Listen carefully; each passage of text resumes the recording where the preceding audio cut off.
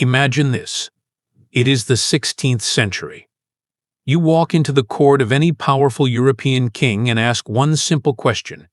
In the next 500 years, which nation will control the world? The king would laugh and name Spain, France, or Britain. North America? He would wave it away as nothing more than a cold, empty, worthless wilderness. Too far, too dangerous, no gold, no spices, no glory. No one wanted it. No one fought for it. For more than 100 years after its discovery, the greatest empires on earth simply ignored it. So how did that same forgotten land become the richest and most powerful nation in all of human history? How did a few scattered colonies turn into the country that today produces 26% of the entire world's economy with only 4.2% of the world's population? How did it build a military that can reach any corner of the planet faster than any empire before it? The answer is not luck alone. It is a gripping story of perfect geography, painful mistakes, bold decisions, genius bargains, brutal wars, and moments when history itself seemed to hand America the winning cards. Today we are going to decode the complete blueprint, step by step, from the very first confused explorers all the way to the superpower that still dominates the 21st century. This is the full, no stone unturned story of how America rose from ignored wilderness to the richest and most powerful nation in history. Stay with me, because the surprises keep coming. When Christopher Columbus sailed west in 1492, he was not hunting for a new continent. He was searching for a shorter route to the spices and riches of Asia. Instead, he landed on islands in the Caribbean Sea and believed he had reached the outer edge of India.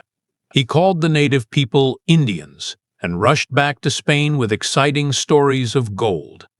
Spain saw an immediate opportunity. Portugal had already found a sea route around Africa, so the two Catholic powers signed the Treaty of Tordesillas and drew a straight line down the middle of the known world map. Everything west of that line would belong to Spain. Spain immediately rushed south to the rich empires of Mexico and Peru, where mountains of silver and gold could be mined and shipped back to Europe by the ton. North America, however, offered no quick riches. The Spanish sent one small expedition northward in 1539, found no gold, no silver, and no great civilizations to conquer, and quickly lost interest. For the next 100 years, they largely ignored the vast northern territories. England also sent early explorers, yet it waited nearly a full century before trying any serious settlement. The first English colony at Roanoke Island in 1585 simply vanished without a trace. Only the word Croatoan carved into a tree remained as a haunting clue. Historians still debate whether the settlers starved, moved inland with local tribes, or were attacked. The second attempt at Jamestown in 1607 barely survived the first few years because of disease, hunger, terrible leadership, and constant conflict with local tribes. Slowly, more ships arrived, carrying families who sought religious freedom or new economic opportunities. By the early 1700s, the entire East Coast was dotted with growing British colonies. Meanwhile, the French quietly claimed the enormous central region stretching from Canada down through the Mississippi Valley, and Spain still held the far south and west. Three European empires now competed for the same continent. But for a long time, North America remained a secondary concern compared to the glittering riches of Asia and South America. This long period of neglect gave the land time to wait for the right people and the right moment. But that moment was coming fast. Tension between the three empires was about to explode into open war, and the first taxes would soon light the fuse of revolution. By the middle of the 18th century, the question of control could no longer be avoided. In 1754, the French and Indian War broke out as Britain and France fought for dominance across North America. France had only around 60,000 settlers in its territories, but formed strong alliances with several Native American tribes. The British colonies had grown to more than 1 million people and also gained support from other tribes. After years of brutal fighting, Britain emerged victorious. Victory, however, came at a steep price. Britain had also been engaged in expensive wars back in Europe, and its national debt had ballooned to dangerous levels. The government in London looked to the American colonies for help and began imposing new taxes on sugar, stamps, tea, and many other goods. Officials argued that the colonies had benefited from British military protection during the war and should now contribute their fair share. The colonists saw the situation very differently. They believed they had largely defended the frontier themselves and strongly objected to being taxed without any representative sitting in the British Parliament. The famous cry, "No taxation without representation," spread like wildfire across the colonies. Peaceful protests turned into boycotts of British goods. Boycotts led to violent clashes, and those clashes eventually exploded into open revolution. On the 4th of July, 1776, representatives from the colonies signed the Declaration of Independence. The war that followed was long, difficult, and filled with moments when defeat seemed certain. American forces endured freezing winters at Valley Forge, supply shortages, and the constant threat of collapse. Only with crucial military and financial help from France did the Americans finally force the British to surrender at Yorktown in 1781. Independence was won, but the new nation faced its next major challenge almost immediately. Now that freedom had been won, could 13 separate colonies actually work together as one country, or would the young nation collapse before it even began? After the Revolutionary War, the 13 former colonies operated under the Articles of Confederation. This first system gave almost all power to the individual states and created only a very weak central government. There was no authority to collect taxes, regulate trade between states, or maintain a national army. The economy struggled, debts went unpaid, and states began arguing with one another over borders and commerce. Many leaders feared the young country would break apart or collapse under its own weight. Recognizing the danger, the Founding Fathers gathered in Philadelphia in 1787. Behind closed doors, they debated for months and eventually drafted an entirely new constitution. This document introduced a balanced federal system with 3 separate branches of government, checks and balances to prevent any one branch from becoming too powerful, and important protections for individual rights. It was a careful compromise that gave the national government enough strength to function while still respecting the rights of the states. 9 states ratified the Constitution, and in 1789 George Washington was elected as the first president. The United States now had a framework that could actually work. Yet at this point the country remained small, hugging the Atlantic coast. Vast lands to the west still belonged to European powers or were controlled by native tribes. The big question became how this new nation could grow large enough to survive and thrive in a dangerous world. The answer would arrive through one of the most shocking and consequential real estate deals in all of history. A deal that would instantly double the size of the United States overnight. The turning point came in 1803 through one of the most consequential real estate deals in history. Napoleon Bonaparte was fighting to dominate Europe and desperately needed money to fund his armies. He had recently regained control of the huge Louisiana territory from Spain. American representatives went to Paris hoping to buy only the city of New Orleans to secure safe use of the Mississippi River for trade. To their complete surprise, Napoleon offered the entire territory, more than 828,000 square miles, for $15 million, roughly 4 cents per acre at the time. The Louisiana Purchase instantly doubled the size of the United States. This single agreement gave America control of the Mississippi River system, some of the richest farmland on Earth, endless forests, valuable mineral resources, and a clear highway for westward settlement. President Thomas Jefferson quickly organized the Lewis and Clark expedition to explore and map the new lands. Their detailed reports brought back knowledge of rivers, mountains, plants, animals, and native peoples that fired the imagination of thousands of settlers. At the same time, America's population was growing rapidly. Families often had 7 or more children and needed places to live and farm.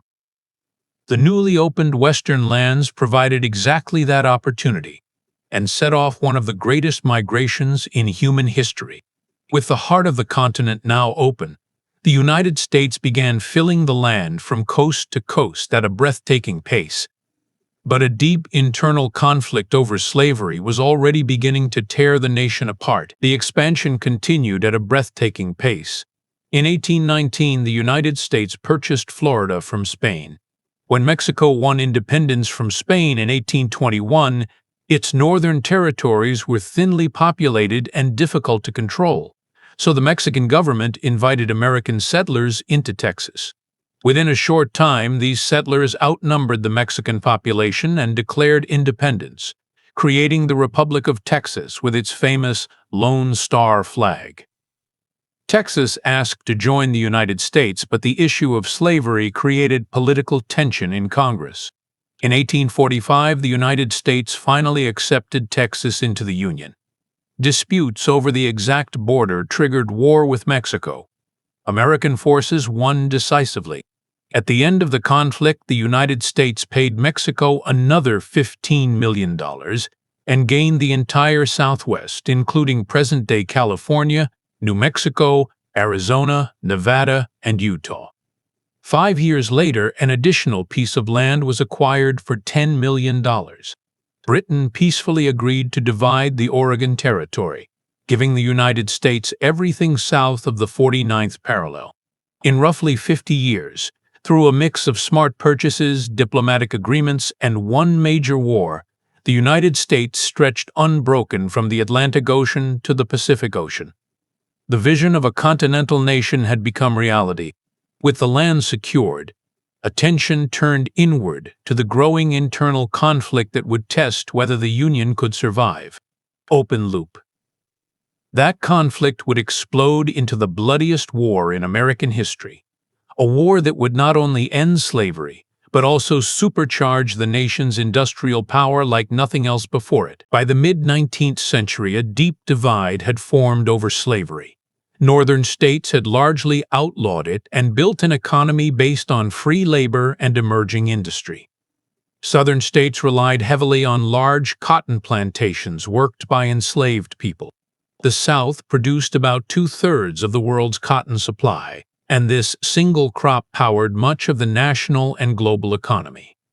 Decades of political argument reached a breaking point when Abraham Lincoln was elected president in 1860. Many in the South feared he would move to end slavery, so 11 Southern states seceded and formed the Confederacy. The Civil War that followed was the bloodiest conflict in American history.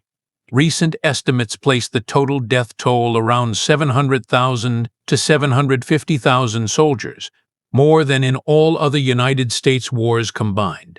Families were torn apart, cities were burned, and the nation suffered wounds that would take generations to heal. The North ultimately prevailed. Slavery was abolished and the Union was preserved. The war, however, also accelerated massive industrial growth in the North. Factories operated around the clock to supply weapons, uniforms, shoes, and food. Railroads expanded at record speed to move troops and supplies. Between the end of the war and the late 1890s, coal production increased dramatically and railway mileage grew by hundreds of percent. By the mid-1880s, the United States had overtaken Britain as the world's leading producer of steel and manufactured goods. Millions of immigrants arrived seeking work, bringing skills and labor that further fueled factories, mines, and cities. Innovation exploded under the protection of the Constitution and the rewards of capitalism. Risk-takers turned bold ideas into world-changing industries. With the continent filled and industry booming, America now had the land, the resources, and the factories it needed to step onto the global stage. The next chapter would take America from a continental power to a true global superpower through 2 world wars and a series of strategic moves that reshaped the entire 20th century. In 1867, the United States purchased Alaska from Russia for $7.2 million. Critics at the time called it Seward's folly and mocked it as a frozen wasteland. Yet today it has delivered trillions in oil, gold, timber, and strategic value. In 1898, the short Spanish-American War erupted after the mysterious sinking of the USS Maine in Havana Harbor. America quickly defeated Spain, gaining Cuba's independence along with Puerto Rico, the Philippines, and the annexation of Hawaii as a vital naval base. Theodore Roosevelt became president and built the second-largest navy on Earth. He oversaw the completion of the Panama Canal in 1914, allowing the United States fleet to move quickly between the Atlantic and Pacific Oceans. America stayed mostly neutral in World War I at first, then joined and helped tip the balance. After the war, while much of Europe lay devastated, America grew stronger. World War II made America the arsenal of democracy. While Europe and Japan suffered massive destruction, the United States economy nearly doubled between 1939 and 1945. By 1945, the United States held about half the world's GDP and the vast majority of its gold reserves. Its navy was larger than all other navies combined. The dollar became the world's reserve currency. Through the Marshall Plan and new international institutions, America helped rebuild its allies and former enemies, creating loyal trading partners and shaping a global system built around its interests. Geography played an enormous role. 2 vast oceans acted as natural moats protecting the continent from invasion. Endless fertile river valleys, abundant natural resources, and a temperate climate ideal for agriculture and settlement gave America advantages few other nations enjoyed. The Constitution created a stable system of laws that protected private property and encouraged innovation. Waves of immigration brought the world's brightest and most ambitious people from every corner of the globe. A culture that rewarded risk-taking and invention turned bold ideas into powerful industries. Even today, in 2026, with only 4.2% of the world's population, the United States continues to produce about 26% of global nominal GDP. Its annual defense spending exceeds $900 billion, and in some proposals reaches well over $1 trillion. No other nation can match its ability to influence events across every continent at once. The story of America is one of starting small, facing repeated crises, making hard choices, learning from failures, and relentlessly building something larger than anyone expected. It began as ignored wilderness. It survived early struggles and revolution. It created a government that worked. It doubled in size through one of the greatest bargains in history. It filled an entire continent. It endured a terrible civil war that ultimately supercharged its industry. It stepped onto the world stage and emerged from 2 global conflicts as the strongest power on Earth. Every step built upon the last. Every challenge forced adaptation and growth. Subscribe and turn on notifications for more deep history videos every week. Tell me in the comments, which moment surprised you the most? Thank you for watching until the end. Stay curious, and I will see you in the next video.